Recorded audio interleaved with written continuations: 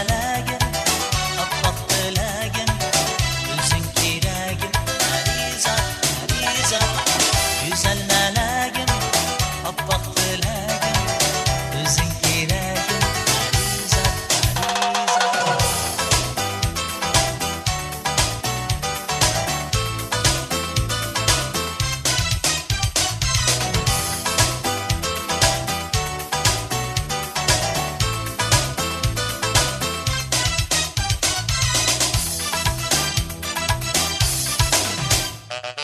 Çağatsa bağdaki küller, şok nesiller şadan şıvırlar, yüreğimde açılır güller, seni güldüksüysen Pərizad.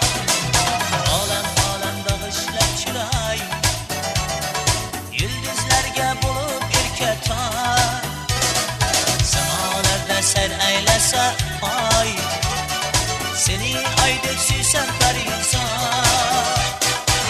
Güzel mələyim, apaq diləyim, özün kirəyim, Pərizad, Pərizad. Güzel mələyim, apaq diləyim, özün kirəyim, Pərizad, Pərizad.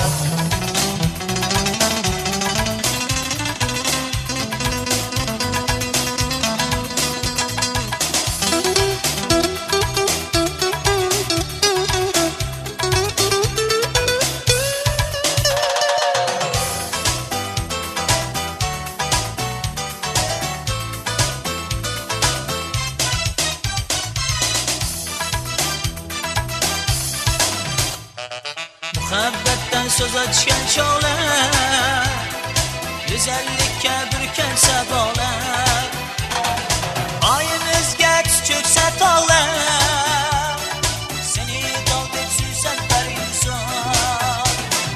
Yadga alsa seni baharlar, tergalseler dilden duvarlar, bulsan baharlar, seni şunday süysen Pərizad.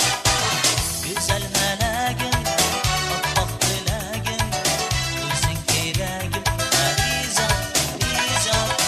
Güzel mələyim, apaq diləyim, özün kirəyim, Pərizad, Pərizad. Güzel mələyim, apaq diləyim, özün kirəyim, Pərizad, Pərizad.